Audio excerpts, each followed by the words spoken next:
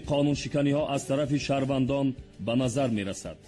چنانچه شهروند سیدیف سلامی‌الدین در توی دامادی فرزندش 12 عدد автомашинаҳои гуногун тамғаро вобаста намуда ҳангоми ҳаракат дар кӯчаҳои шаҳри ҳисор роҳро тамба намуда ба ҳаракати дигар автомашинаҳо халал мерасонданд.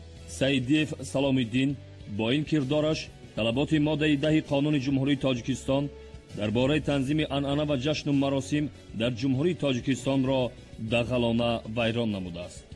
ба ҳамин монанд шаҳрванд алиев исмоил дар хонаи истиқоматияш воқеъ дар ҷамоати деҳоти навобод деҳаи ситораи шаҳри ҳисор тӯи арӯсии духтарашро аз соати 13 то 16 барпо намуда бо ин кирдори худ талаботи моддаи 10 қонуни ҷумҳурии тоҷикистон дар бораи танзими анъана ва ҷашну маросим дар ҷумҳурии тоҷикистонро дағалона вайрон намудааст.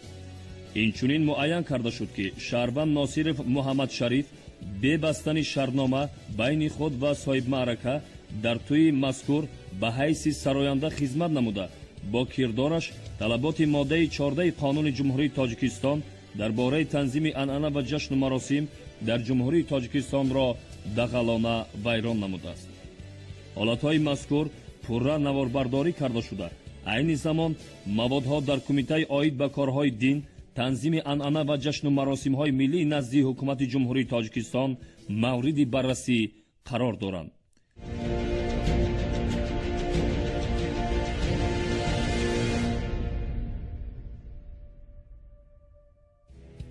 бинандагони гиромӣ, бояд қайд намуд ки таъин кардани шахс ба мансаби давлатӣ нишонаи боварии давлат буда сӯистифода аз он комилан нораво ва таҳаммулнопазир аст.